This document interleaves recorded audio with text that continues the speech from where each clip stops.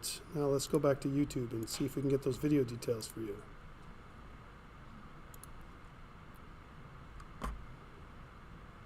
There it is.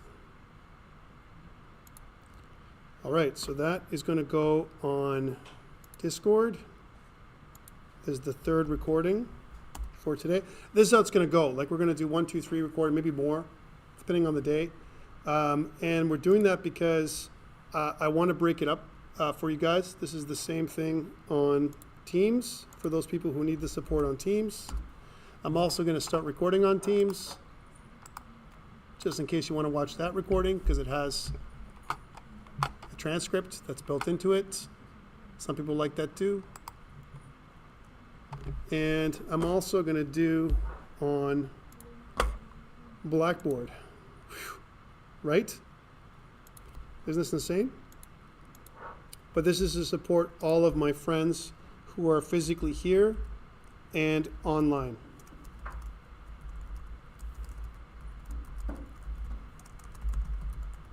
Okay, so a bit of time, a bit of overhead, I'm sorry, but I'm trying to be, see, I messed up. I meant to do, sorry, otherwise I'm going to forget, and you're going to be like, that guy, Tom, he's not consistent. Okay, here we go. And we want consistency. So again, all of your recordings, just to reiterate, are right here in Blackboard. They're also on Discord, and they're also up on Teams. You can get them in different places, right? So there's no excuse that I don't know where your video is. Excuse me. So, welcome back. We are MDEV1001, Mobile Data Management, in the summer 2023 semester at Georgian College. See what happens? My mind? Georgian College, and it's week 1, part 3 of our broadcast and recording. And in this part, we're going to try and do your in-class exercise as much as possible. Let's see what happens. Setup, setup, setup. I've put some stuff in here in the slides for setup. And one part of the setup is, when we talk about setting up our development environment, is Visual Studio Code. We're going to use Visual Studio Code for SQLite. And this is the tool setup for today. There's going to be other tool setup in the future, right? We can't do it all today. There's too much. Here's something. Does everyone have a GitHub account? A GitHub account? Anybody have a GitHub account? You guys, GitHub account. If you don't have a GitHub account, let's get that first. Let's get that now. Please go up on GitHub, and I'm going to go and show you this in incognito mode so you can see what I see. If I go to github.com, there it is. There's github.com. I want you to go there and sign up for a GitHub account. Do it now while we're in class. Do it. Do it now. Get it done. Right? This is one part of your in-class exercise for today. If you don't have an account, get it. And try and make the account name friendly, which means try not to make it like, you know, Best Hacker XXX 353928 or something weird. I don't know what that means, right? Try and make it after your name, right? Whether it's, you're killing me with the echo. Jaspreet, you're killing me. Thank you. All right. So try and, which one is better, LD Player or BlueStacks? For PC, Arna, LD Player I would say is better. For Mac, BlueStacks works. LD Player does not. Okay, we'll come back to that in a sec. Let's let's get to this. So you go to github.com and you sign up. The sign up form basically allows you to kind of put in your information. It starts with your email. So get that done first. Now, here's something you could do. You could use your Georgian College email account. There's nothing wrong with that. Okay, you could do it. And why I recommend that, there is something called a GitHub Education Pack. GitHub Education Pack. Here it is. If you look up GitHub Education Pack, right, the GitHub Student Developer Pack, which is this one right here, gives you, and I'm not joking, almost 100 different types of things for free. Example, Namecheap, a domain name service that you can get for free. Credits with DigitalOcean, JetBrains, Name.com, you know, a bunch of other stuff here And there's a lot of things that you get here for free. So sign up today. But you need to use your Georgian College email account and potentially send across your Georgian College ID, maybe a picture they might ask you, or your registration information they might need from you, okay? But that's what they want if you want to get your education pack. I'm going to copy this and I'm going to put it on Teams, as well as I'm also going to put it up on Blackboard. Let's do it. So I'm going to go in. Let's try this again. So this is the GitHub Education Pack link. Okay? And I'll try and give you as many of these links that I talk about as I can, because this is the stuff that's all part of our setup. Okay? So once you register, we're going to be using version control. And some of you may not know what that is. So we're going to be talking about it a little bit tonight and some more tomorrow for the people who have me in the morning, right? So Visual Studio Code, we're going to get to this. Visual Studio Code is our de facto code editor we're going to be using for web development, which we're going to be doing for your project management course, as well as for your cross-platform application development course. You're going to be using React Native with Visual Studio Code. Again, this does not require a Mac. You can use Visual Studio Code on a PC as well, all right? So Visual Studio Code, I'm just going to skip through this language here. You just need to go to code.visualstudio.com. Let's go there. Here's code.visualstudio.com and download this thing for your Mac or PC. All right, so again, I'm going to put this inside of contents, and we're going to go to our web link. We'll put it here. We'll say Visual Studio Code link. All right. So please download Visual Studio Code. Visual Studio Code is not Visual Studio. Some people might be tempted to say, what if I downloaded Visual Studio, the big Visual Studio, for my PC or for my Mac? Well, first of all, Mac and PC Visual Studio is very different, number one. And two, it's not as good for web development as Visual Studio Code. Visual Studio Code is optimized and free. It's a free tool for you to download and install on your machine. Okay, so please do so. That is what I recommend. That is Visual Studio Code. Visual Studio Code has evolved.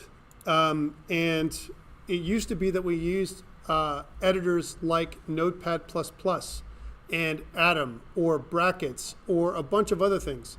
And now the de facto standard for web dev and even mobile development in some ways, especially when it comes to React Native and those things, is Visual Studio Code. You're going to use it for other courses. Download it today.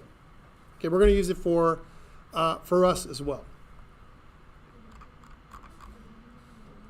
Okay, so that's Visual Studio Code. What about version control? What the heck is version control? What is it? Does anyone know what it is?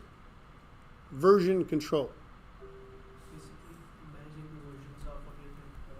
And there's different ways we can do that. It says that in my little document. It says, hey, what do we need version control for? You know, as an example, we could do something like this. We could say, like, I have a local version, and I can make a copy, and I can make a final. I can do V1, V2, V3. I can use Google Drive for version control. Guys, it's a terrible idea. Version control like this, manual version control, people do it all the time. 0.1, 0.2, 0.3, and they're like, and then you ask them, what is the difference between 0.1 and 0.2? And they're like, I don't know. There's just more stuff in 0.2. We had different versions, an evolution of version control, right? And I'm going to skip these slides. These are for your things. One of them was the first generation of version control, because there's 3 generations. And this had a locking mechanism. This locking mechanism allows me to, if I'm sharing a file with you, and I want to update my file, I want to add some code, and you're going to add some code, you have to wait for me to finish. I'm going to unlock that file, and then you can use it. Locking mechanisms, the first version of version control, okay? The second version, second generation, there was another thing called merge before commit, and it was subversion that's the version control system, VCS, version control system, right? Subversion was the big one at the time, and it's still used today, all right? But by far the most popular version control system right now for most software engineers is Git. Notice it didn't say GitHub. Git is the version control system. It's not JIT. It's not pronounced JIT. It's pronounced Git. All right? And Git, there are different ways to use it. One of them is to download and install Git for your machine. If you're a Windows person, Git does not exist on your machine. Here's something to try. If you're a Windows person, only on Windows side, not on the Mac side. Try this. Try going to your button, right, this start button here, and just type in command, CMD, right? You're going to get a command prompt like this. And if I type in git ---- version, I'm going to get a version, 2.40.1. If you've never done this on your PC before, you're going to get something that looks like this. Git is not recognized as an internal or external command. Who has that on the PC? Not recognized? Yeah, most people will have that. On a Mac, let's teleport into my Mac. Like I said before, we're going to do this here and again. I'm just going to go remote desktop.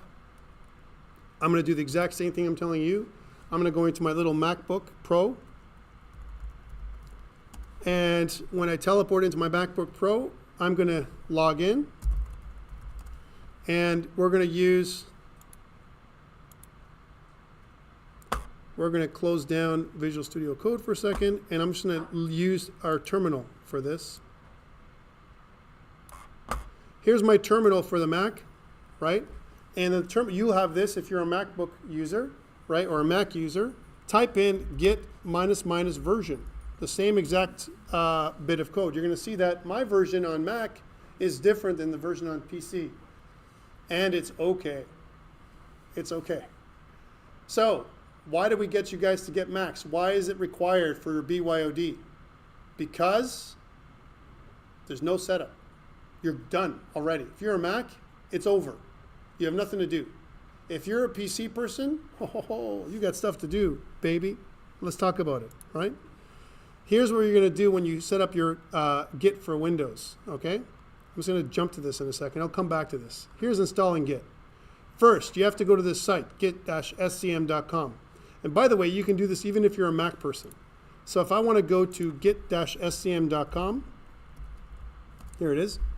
Git-scm.com gives you the latest version for Windows, but there's also, if you want to do the Mac, you can always do it through the Mac as well. There's a bunch of different ways to do that. You can do it through Homebrew, which is something you can do on the Mac, this part right here. I know it's hard to see.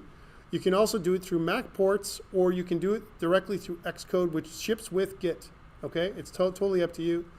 But if you do it through Homebrew, it'll update the version of your Git on your Mac to the latest version. Again, if it's not broken, don't fix it, guys. You don't need to do this if you're a Mac person. Leave it alone. Even if it's version 2.38, there's very little difference between Git 2.38 and 2.40. No difference. Leave it alone, okay? If you're a Windows person, though, please follow the examples on the slides. Go through the slides. The slides will tell you online on Blackboard how to install Git for Windows. I'm not going to do that with you. Okay? That's for you to do. But one thing we want to talk about is different ways to use Git. And Git has different terminologies. So again, we talked about the third generation, right? So Git has something called a branch. This is what it has. Every single time we use Git locally, right, or Git remotely, we have something called the main branch or the master branch. And the way we create this branch is through a series of commits. Commits, C-O-M-M-I-T, commits. What is a commit? How about the people who've used Git and GitHub before online or even here? What is a commit? Anyone? We're going to time out soon. I'm not going to be able to do your in-class exercise. And you're going to have to do it by yourself. Oh? Or looking this in the left one. Okay, so let's think about what a commit is. Here's an easy way to think about it. Think about a commit as a snapshot of your current code base at the particular time that you took a commit. All right, it's almost like I want to take a snapshot. That snapshot is like, okay, so this is where I am with my development, right? First, we make our first commit. The first commit is like your baseline. It just shows you like here's the first part of our, of our development process. Usually it's this one right here, the first commit, right? And then what we do is we have some kind of feature, a bug that we want to fix. We get up to the washroom, something like that, right? We go to lunch, we make a commit. If you use good development, you're not going to just have one commit, because one commit is useless. One commit basically says, I'm just making a backup. There are 3 reasons to use GitHub and Git together. Git is local, on your local machine. It's your local magic, your local way of getting a backup. All right, that's Git. You already have it on your Mac. If you have to do it on your PC, you got to download it, right? So you do something called a commit. You initialize the Git repository. When you initialize your Git repository, you create a hidden folder on your device called .git. You can't see it. It's a hidden folder. And that hidden folder tracks all the versions of your code base. That's what happens, okay? So why is this important, and why are we talking about it here in data management? Data management. I'm managing your files too. It's a kind of a database in many ways, right? A database of the order of your development. That's what it is. And what it tracks is any changes that you make. So why is this important for you? I've given you an in-class exercise, and today I'm getting you to do something. And then what I can look at is when you submitted it, what you did, what changes you made. I can know everything about who submitted it and what you did. That's why I'm getting you to do it. Every one of these blue circles represents another commit, another commit, another commit. And sometimes we have something called a branch, right? And this branch usually is some kind of feature branch. I want to add a couple of this feature. I'm adding some kind of user interface item, a button or some kind of label. And then when I'm done that feature, I want to merge the branch back into the master branch. The master branch or the main branch also is called the single source of truth. All right, this is something that is what it's called. Okay, which means that is the main line of development for your application. There's other terminology here we're going to talk about over the semester, but it's here for your viewing pleasure. Here's the example of that merge. The merge, what happens is we have our line of development, the master or main line, and what happens is we do some kind of additional feature that we're going to add in on another branch. And then what we do is we want to merge this new feature back into our main branch. And that is called a merge. Here are the main things you need to know about Git. You need to be able to initialize the repository. You need to be able to make a commit, right? We need to, after we make a commit, we want to be able to connect it to our remote. Right now, you guys have signed up for GitHub. GitHub is one possible remote. Just keeping an eye on the time, because I can talk forever about this, and I don't want to lose you guys, right? GitHub, Bitbucket, GitLab, and others exist out there. They're all cloud services, right? And we could use them all.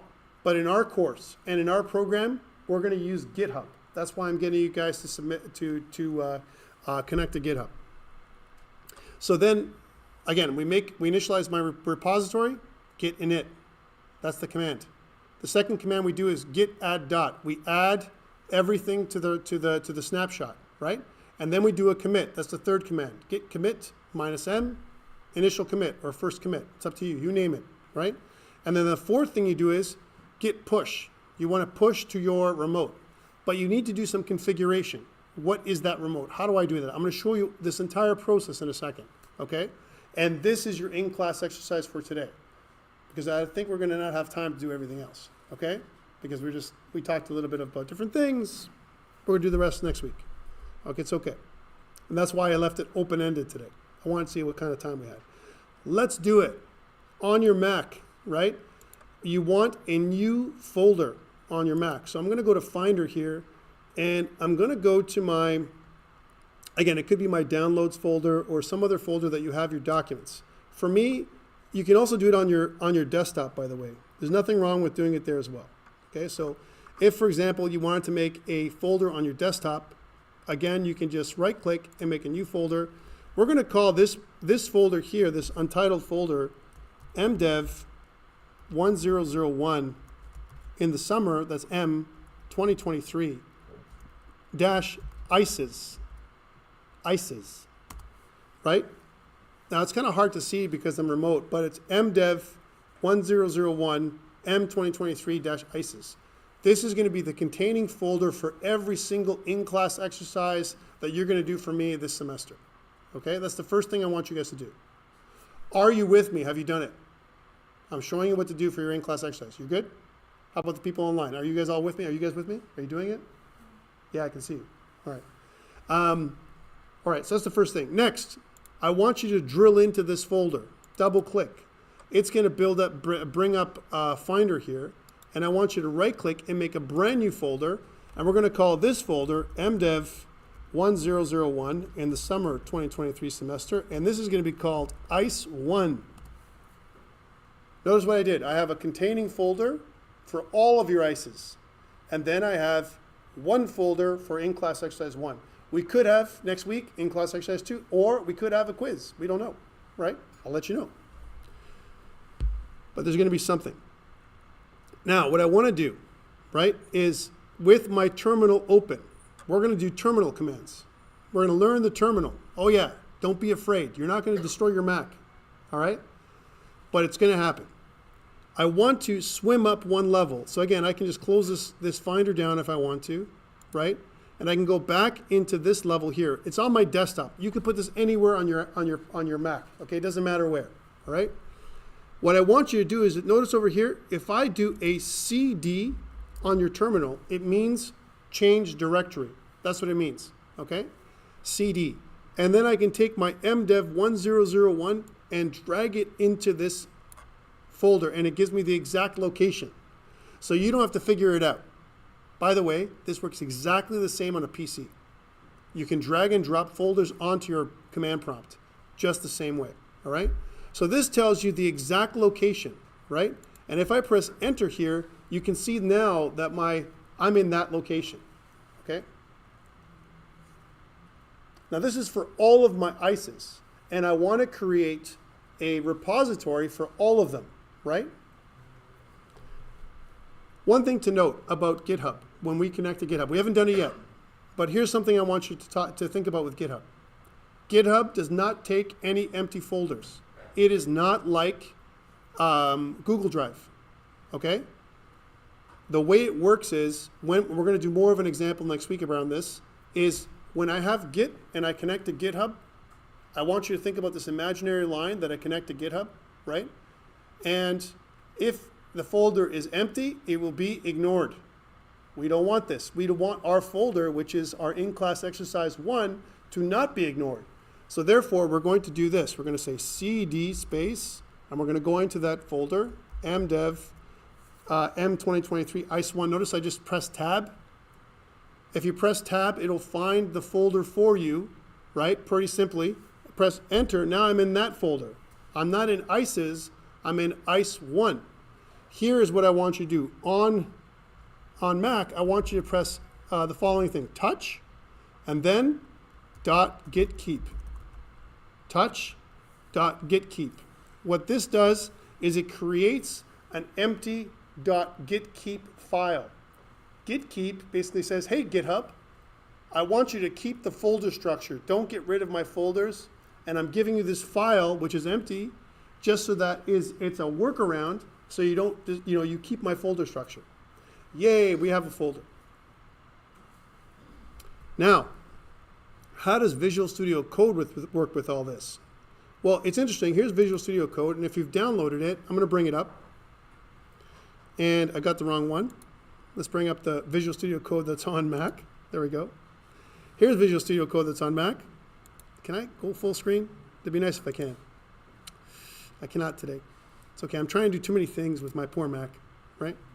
And let's bring up my folder structure, right? And if you notice, right, I can actually go into my desktop, and that folder that I got, here's my desktop. And if you notice on my desktop, I have this folder, MDEV1001 ISIS. Here's Visual Studio Code.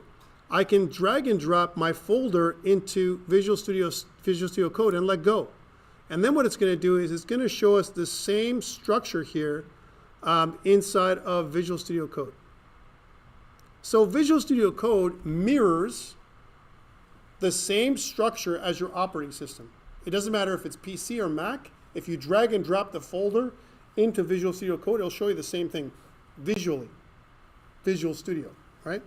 Visual Studio Code also has a built-in terminal, right? If you press Control backtick, the backtick character is the character underneath the escape key on your keyboard, right?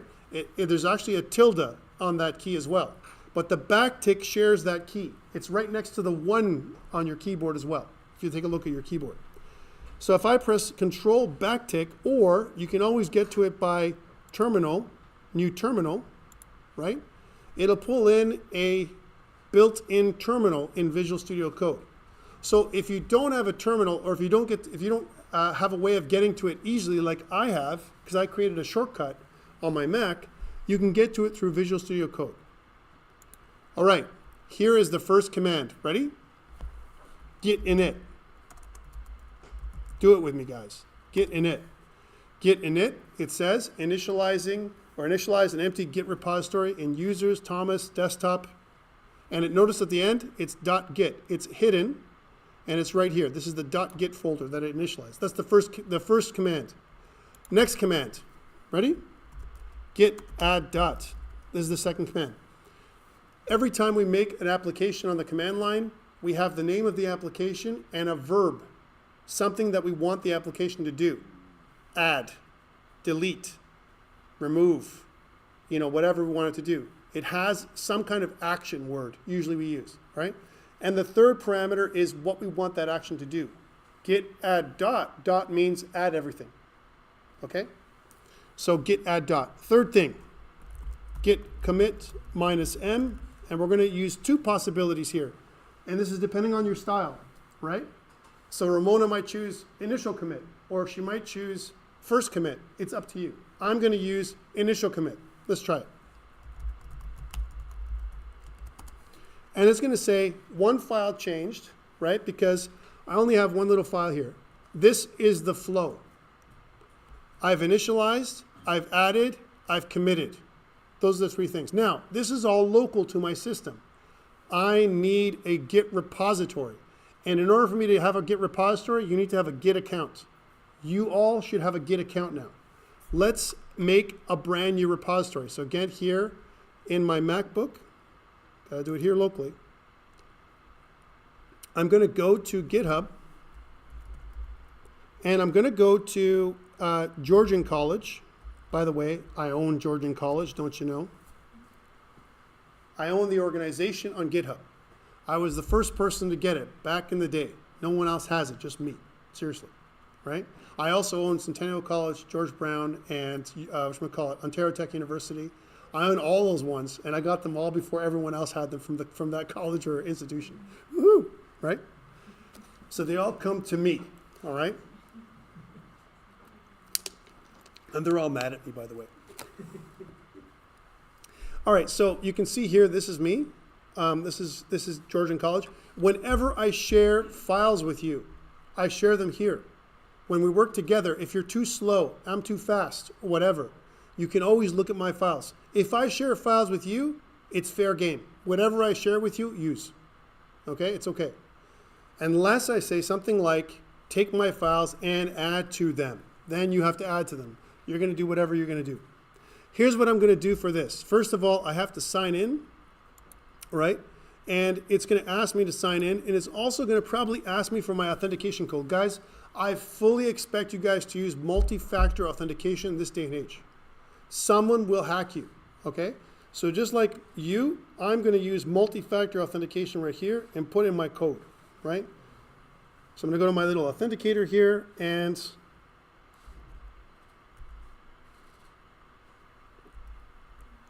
Because most of us, what we do is we remember our passwords in our browser, which is bad, so use multi-factor authentication. Please set that up, okay, for yourself. Now that I'm in, I'm going to go to this little, there's two possibilities. I can go to the plus up here on the top right corner. I can go to this new. I'm going to go to the new button here, right? For you, it might be looking different because I have an organization and you have an individual account. It doesn't matter. Let's make a brand new repository. And when I do, I'm just going to zoom in here so you can see it more. Let's go into maybe 125% so you can see it a little easier. Notice it's going to Georgian College, and I want to name a repository like this. Remember, you're going to give me one repository right now for the entire year for all of your ICEs. Here we go. Ready? MDEV1001 in the summer 2023 ICEs. Now, that is the name of my repository. And there's some options down here. I can make it public or I can make it private. For you, I want you to make it private. You're not going to share it with anybody. This is your work. This is your homework, right? And you need to add me as a collaborator. I'm going to show you how to do this, all right? So notice here's my private repository. I don't need you to do anything down here. Do not add a README file. Do not add a gitignore file at this time. Do not add a license. Just click on Create Repository. That's it. When you create a repository, GitHub will give you steering directions on how to connect to it. Here they are. These are the steering instructions right here. I'm going to copy them. Here's where I'm going to copy them. Again, this is all being recorded, guys. You don't have to worry, right? I'm going to copy them. And then I'm going to go back to Visual Studio Code. Here it is. And if I click right-click and paste, I can paste them all in. Look at that. And if I press Enter, it's going to connect to GitHub and push my files to GitHub in one blow, in one thing. Now look what it's done. It's done 3 little commands that I never have to do, 2 of them that I never have to do again. Let's take a look at those 2 commands, right? If I go back to GitHub, it gives me 2 commands that I'm never going to do again, these 2. These are a one-time configuration only, right? Git remote add origin. Origin is the name of the remote connection to GitHub. That's what it is, right? And then the link to GitHub, github.com/your account name. Mine, in my case, is Georgian College, / the name of your repository. Think about your repository as a container for all your files. In my case, my repository name is, and yours should be the same, MDEV1001-M2023-ICES. That is the name of my containing repository, right? And then the next line is, let's make sure that the main branch is called main. That's what that next line is, line 2 here. Right, so the first one up here, it basically tells you this is the name of my remote, let's add a remote. And then finally, the last line is what you're going to do over and over again. Git push. There's 2 operations you can do a lot, push and pull, right? Push is like an upload, pull is a download, right? And right now we're pushing. -u means unconditional. So git push all of my files unconditionally through the origin remote to the main branch. That's what that means, okay? Git push -u origin main, okay? We did that already. We did all of that by copy pasting. And if I refresh the repository now, you're going to see what it looks like. It looks like this. It has a folder inside that folder, and this folder only has one little file, git keep. Okay, that's it. And it also has, if I go to my repository, it also has this information, right? For example, it has this one commit. Take a look. That one commit tells me who did it and when, and what did they do. In this case, the initial commit. Guys, in this way, I can track everything that you're doing. I know who submitted, I know when you submitted it, and I know how much. If I see one commit from you, it's fairly useless. That's just a backup. And these are the 3 reasons that I'm going to tell you about that's going to be on a possible quiz, right? Number 1, backup. If your computer burns, you have GitHub, right? If your dog eats your computer or your cat does something with it, plays around with it, good or bad, right?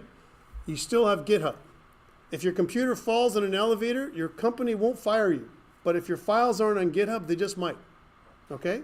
They can replace the computer, but they can't replace your code, right? So make sure it's on GitHub. So backup is the first reason. Second reason, and I haven't written this down, it's for you to look at the video, maybe if you're going to do your quiz. Second reason, right, to use GitHub, collaboration. You're going to share your files with me. Let me show you how this is done. Settings, right? I'm going to go to my repository. I'm going to click on settings. And on the left, you're going to see collaborators and teams. Under the collaborators and teams, you're going to have this add people right here. You're going to add me. And the only thing you got to type in there is my last name. Not my first name, just my last name. Like this. Notice that there are 3 people with my last name. One of them is me twice, right?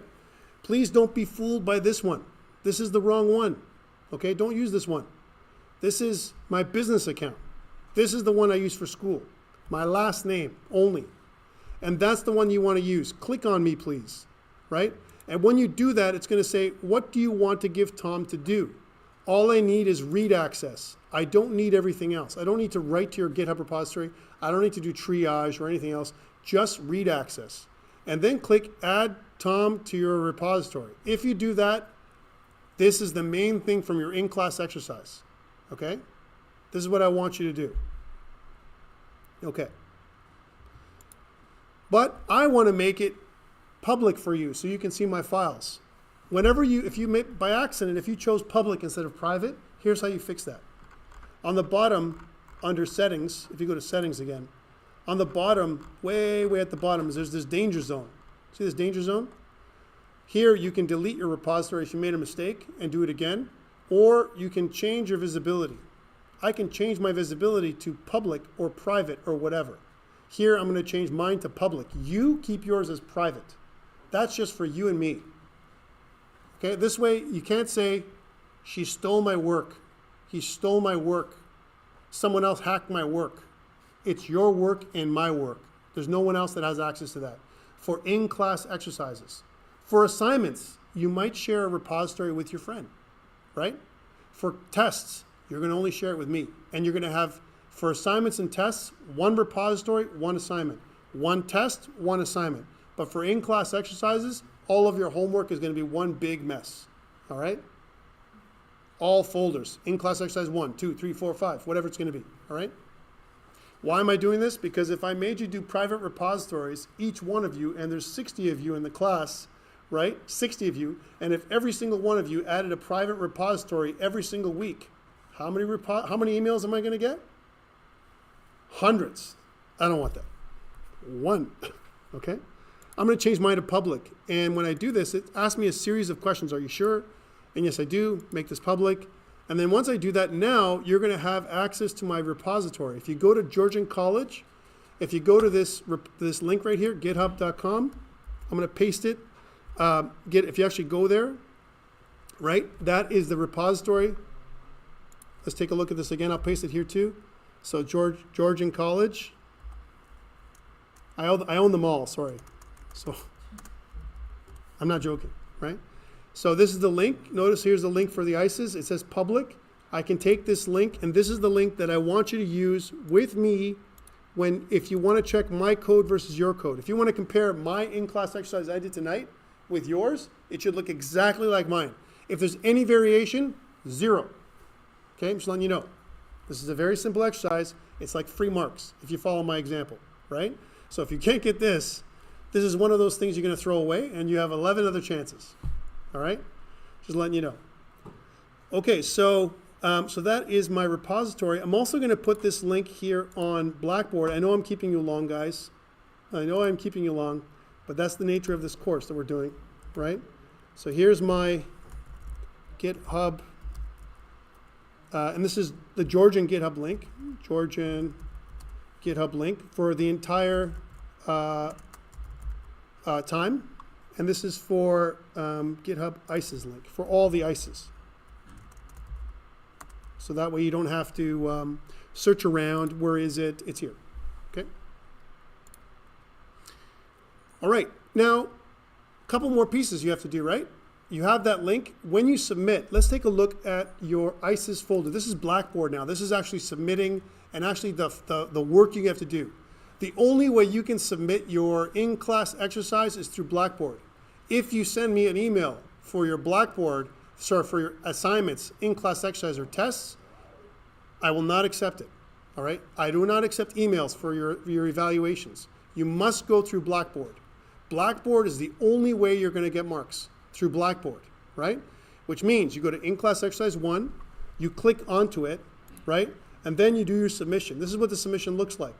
Now, a lot of times you have this file that you have here that it asks you, and there's also a comment area. In the comment area, I want you to copy and paste your GitHub link for your in-class exercise 1, right? Or your in-class exercises. You're going to do this every single time we do an in-class exercise. So example, for me, it would be this. That would be my link. And sometimes it asks you for a file. Some people get nervous. Just add a text file, and you can put the link inside the text file too. It's okay. As long as I get that, you're good. Okay, that's the link. Next, you need to record a short video, and I want you to show me the process. Talk about it. Talk about the stuff we've talked about today. Go through a little bit about it, and tell me the difference between a relational and a non-relational database. That is what I want you to talk to me on the video for me. How do you make the video? The video is going to be made with OBS. This thing right here, this mirror, this infinite mirror that I have right here. Download OBS. Subscribe to YouTube. Make a YouTube account. And when you make your video, make it unlisted. I don't need to make it public. Please do not make it private. If you make your video private and if you forget, your video will be unavailable for me. If your video is unavailable, then it's useless. No video, no marks. No GitHub link, no marks.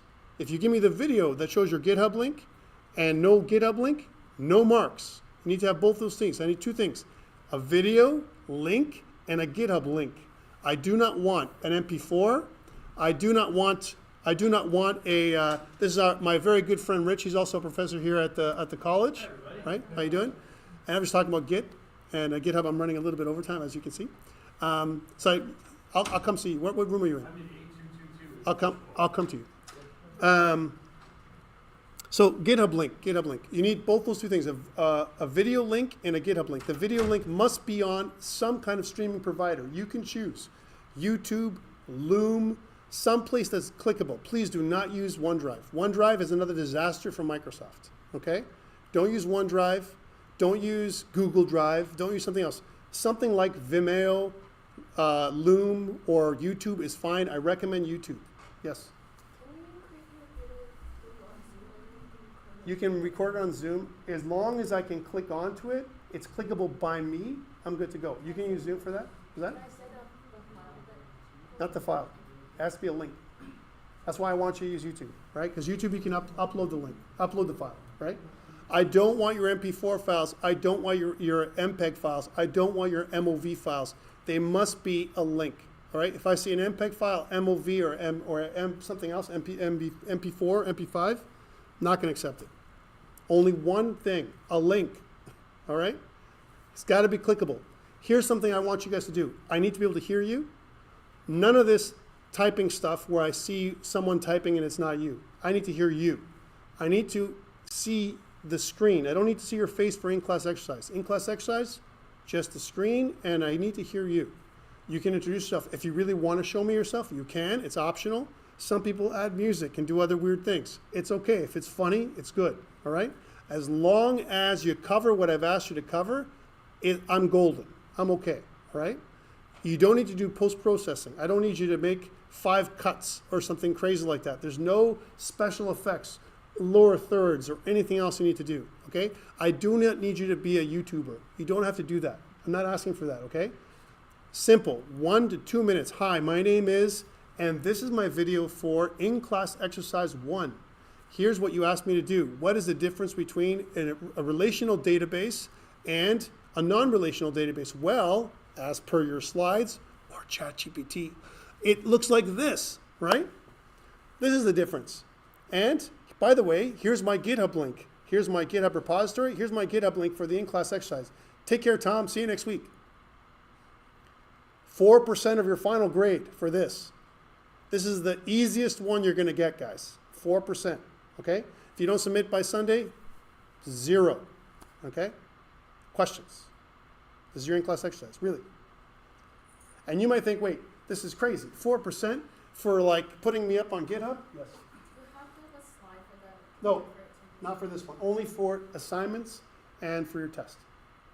Not for your in-class exercise. No slide required.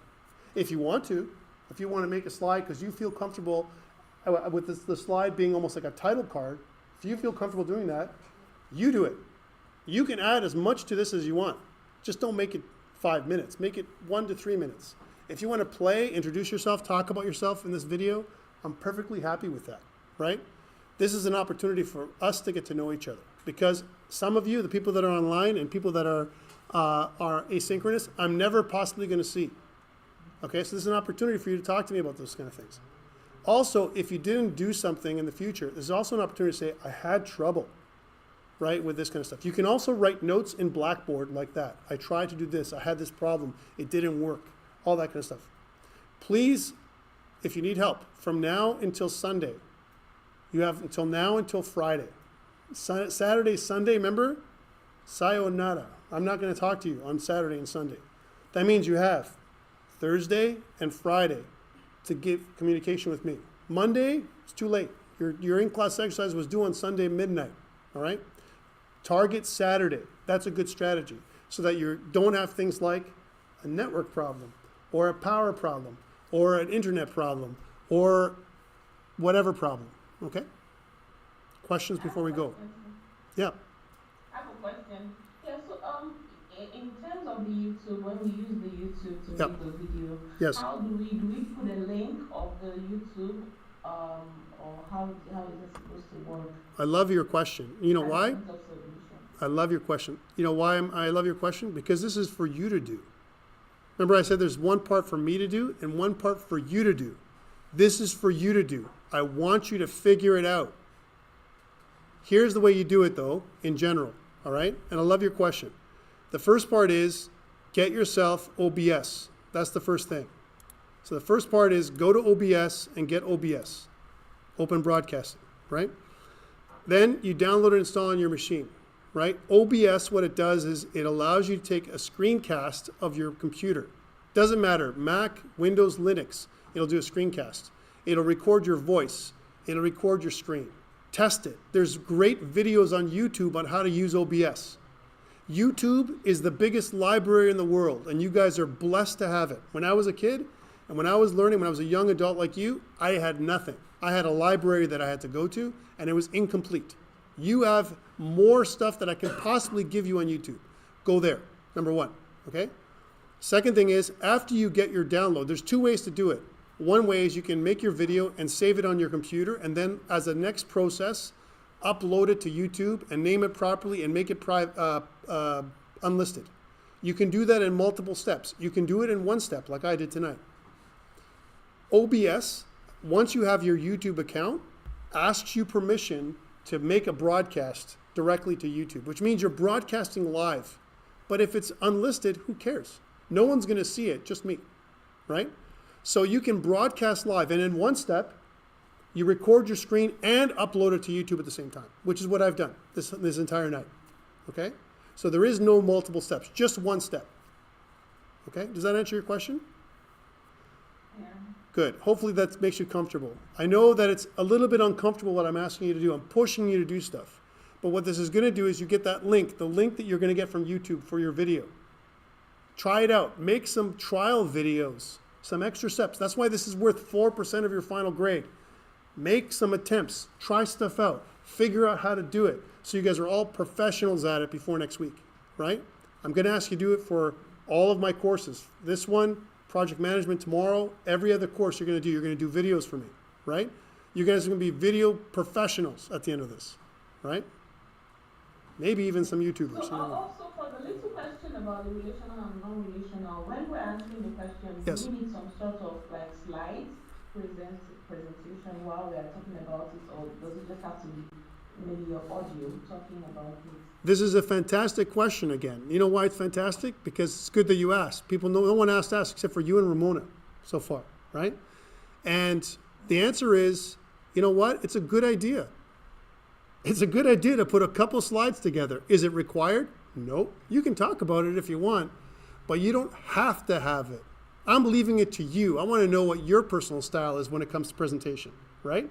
Some people will put together one or more slides. One of them might be their face that says, "Hi, my name is Ramona, and today I'm talking about my in-class exercise 1. There are 2 parts to this exercise. One part that you asked me about, which was, what's the difference between non-relational and relational database?" And then they have one slide that talks about it, maybe a couple pictures, or whatever. Or maybe a funny story, I don't know. And then there's another slide that says, and by the way, you also taught us about version control, right? And here's my link for GitHub. Here's the way I submitted it, and so on, right? That's all you need. Does that make sense? I'm giving you flexibility because I don't want to force you to do it, right? I want to see what you're going to do. For me, reality is, even if you just talk to it, no slides, I'm okay. As long as you show me if you talk to this, "Hi, my name is," and the difference between this is this and this, and now I'm going to go to my GitHub and show you that it's been done. I'm good. Give me your GitHub link, give me your video link. Everything is golden, 4% of your final grade, right? Here's what happens if you don't give me your video link or your GitHub link, 0, right? If you don't talk about relational databases, probably 2 out of 4, right? That's just going to happen.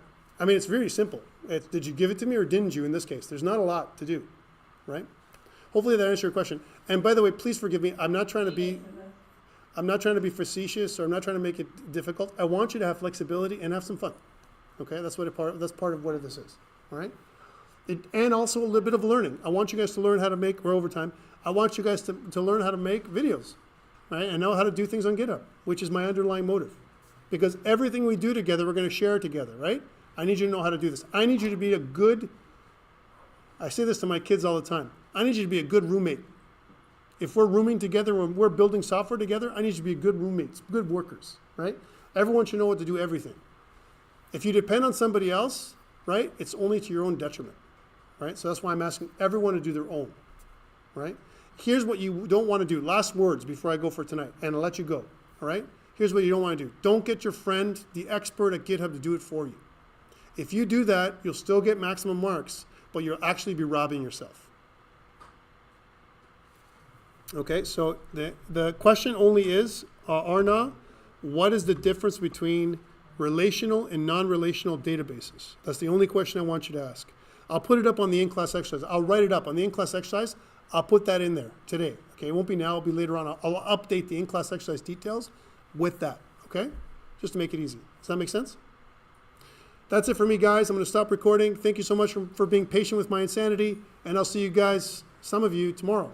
The rest of you next week. All right, take care. Thank you. Yeah. Take care. Thank you. Hold on.